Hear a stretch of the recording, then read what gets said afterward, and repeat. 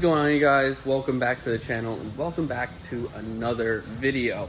In this video, I just wanted to address the elephant in the room, and that is, where is the 350Z? No, we did not sell it. The 350Z is still here with us today, and as you can see, it's completely unpainted, and there is a reason for that. So, the person who was going to be, and still is painting our 350Z is my dad.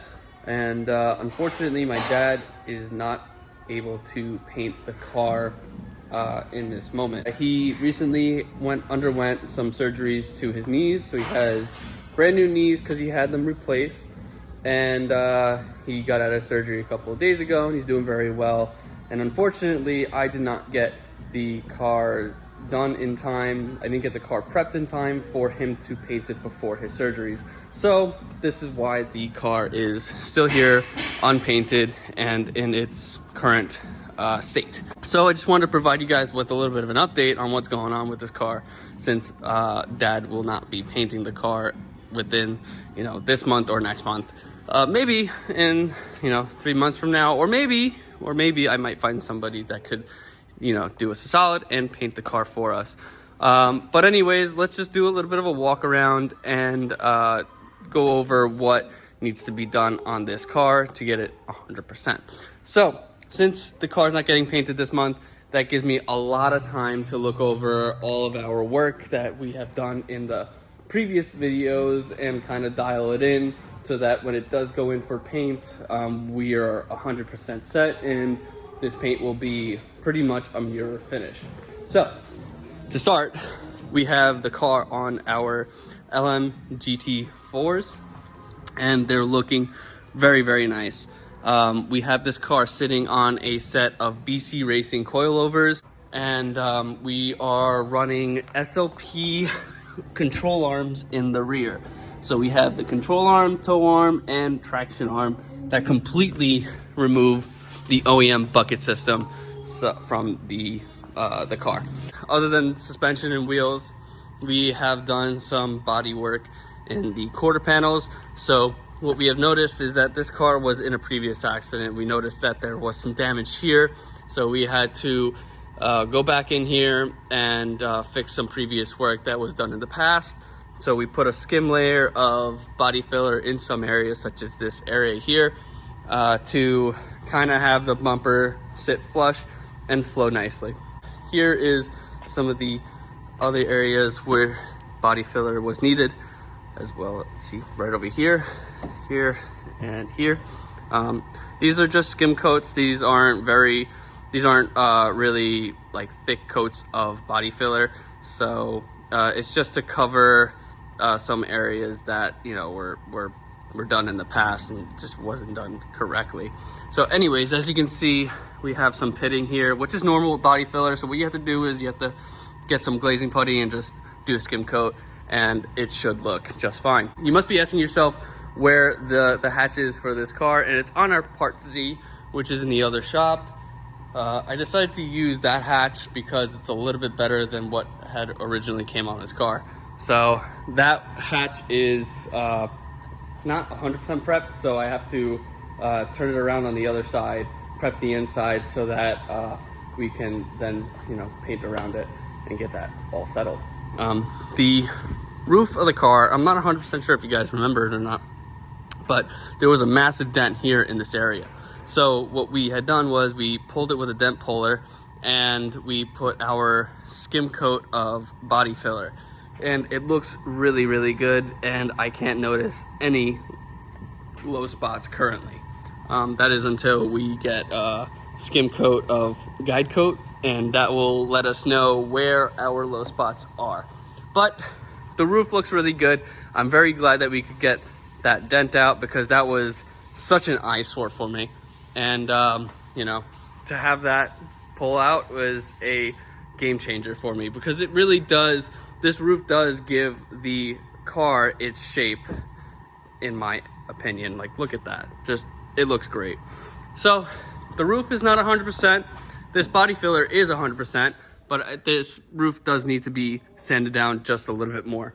The fenders The fenders, I'm not 100% sure if I'm going to keep on because there are some minor imperfections. So as you can see here, there's like a dent there, and there's a ding here, and there's a crack right here. So what Dad wanted to do was repair this fender and just have it on for the meantime until I could find a new set of fenders that would be, you know, perfectly fine to repaint and slap on the car.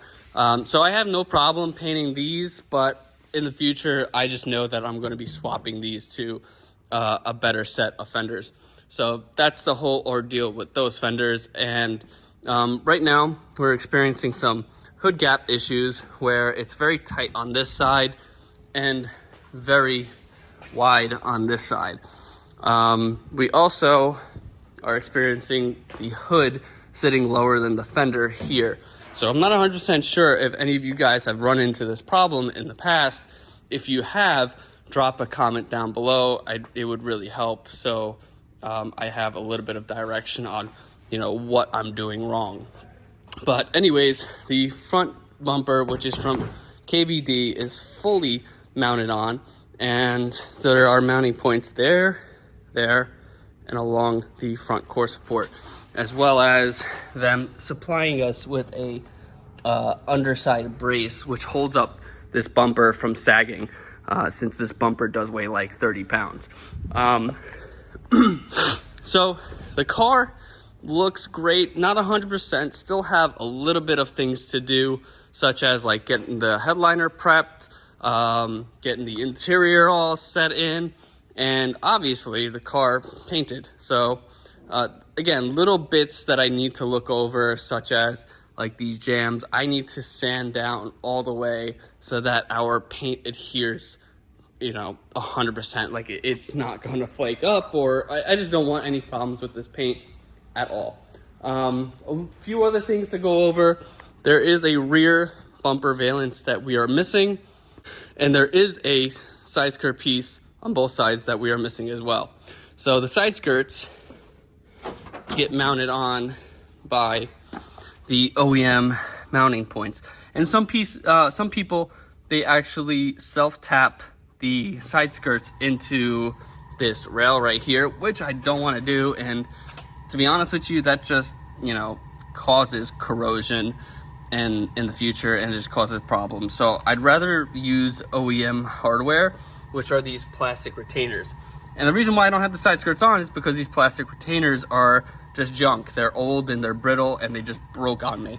So for me to install the side skirts, I need to buy new retainer clips, and I'm able to then mount the side skirt on. So in the next week or so, I'll be purchasing new retainer clips for the side skirts. The rear bumper valance, I'm not 100% sure if I'm gonna run that bumper valance, because KBD, they give you a 3M rubber adhesion strip that runs along the face of the bumper, and on the ends of the bumper, that's where you apply your hardware. So I don't know if that's going to be very sturdy enough to hold.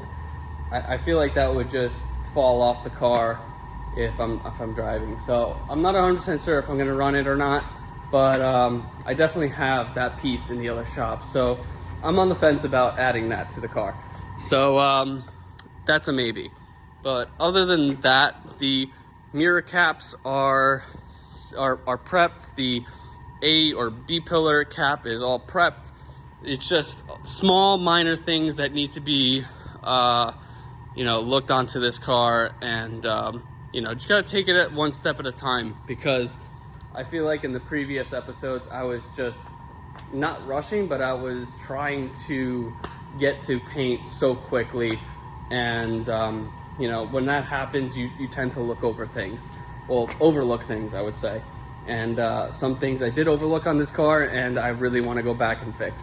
So anyways, that is your update for this video. If you guys enjoyed this video, leave a comment down below, like this video, and subscribe. And if you guys want more updates in the future, make sure you follow me on Instagram at velocity.imgs. You could DM me and look at my stories. I tend to update on there regularly. So again, if you guys like videos like this, make sure you like this video and subscribe. I'll see you guys in the next one.